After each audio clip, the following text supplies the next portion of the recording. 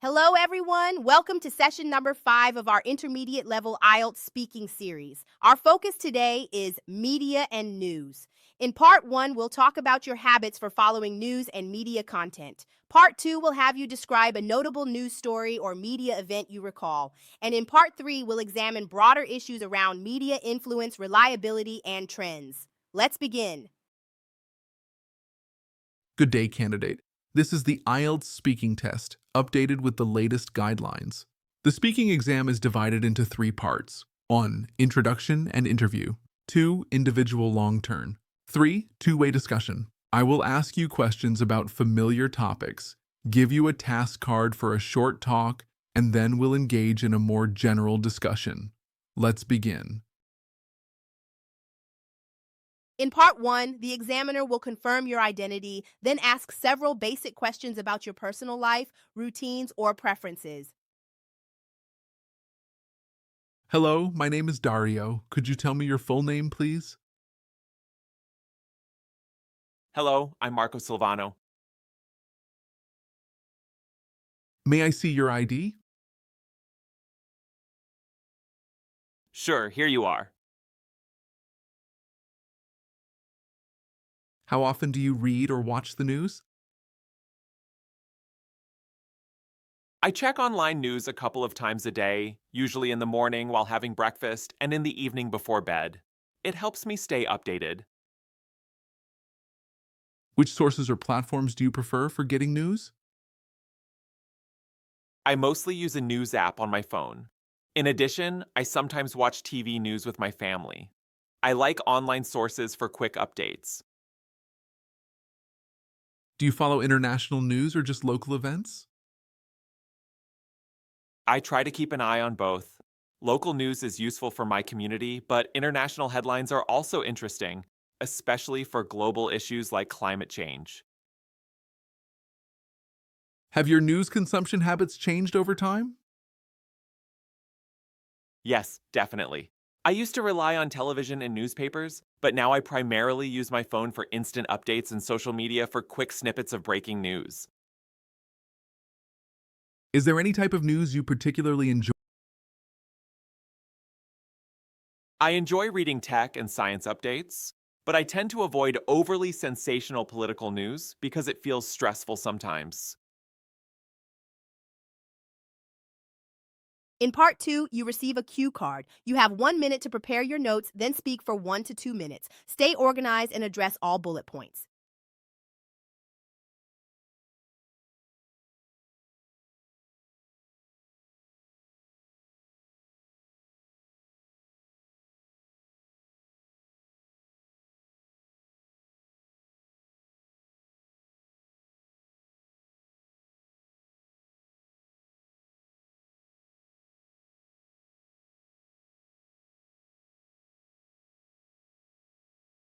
You have 1 minute to prepare your notes, then speak for 1 to 2 minutes.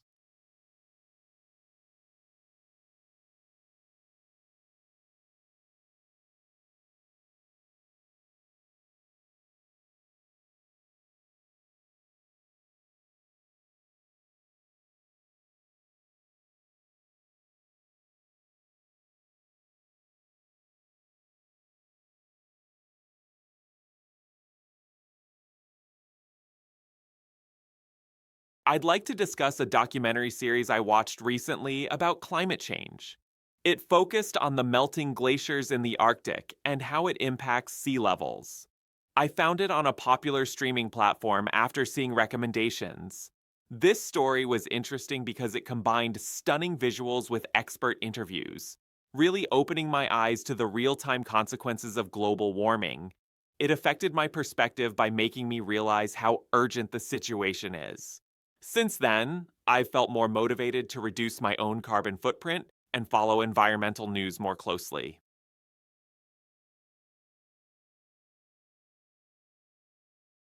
Part 3 expands on Part two's theme. Expect more follow up and abstract discussion to demonstrate your opinion and reasoning skills. How do you think people decide which news sources to trust? Often they trust well-known or long-established organizations. On the other hand, some rely on recommendations from friends or what they see trending online. Credibility and fact-checking can also play a big role. Has the rise of social media changed the way news is reported? Yes, social media spreads news faster. However, it can also increase the spread of misinformation if sources aren't verified. On the plus side, it allows eyewitness accounts to surface quickly. What challenges do traditional newspapers face in today's digital world? They struggle with declining print sales and competition from free online content. Some have adapted by offering digital subscriptions or interactive websites. Do you believe governments should regulate news on social media platforms? It's a complex issue. In addition, while regulation might reduce harmful content, it could threaten free speech. A balance is needed. Platforms should take responsibility for factual checks, but heavy censorship might be risky. How might news consumption evolve in the future? I think AI generated summaries and personalized news feeds will become more common. Virtual or augmented reality could also emerge, offering immersive experiences for big events. Next, a few quick tips. Write them down and add them to your practice. Tiny steps, big progress. Start with structure. Use Prep Plus, state your point, give a reason, add a quick example, and finish with the payoff. Example: I prefer curated newsletters because they save time. For instance, last month I switched from scrolling social media to a daily briefing. As a result, I stay informed without getting overwhelmed. Use light linking words such as in addition, for instance, however, on the other hand, as a result. Show time control by mentioning a past habit, e.g., TV news, your current sources, apps, your podcasts, and a future intention, setting alerts for key topics. Aim for 2 or 3 connected sentences, clear, confident, and easy to follow. Sound natural with high-value media collocations, reliable sources, media bias, fact-checking, news aggregator, echo chamber. For fluency, speak in short idea chunks. I follow a news aggregator. It filters topics. I also check fact-checking sites. That rhythm reduces hesitation.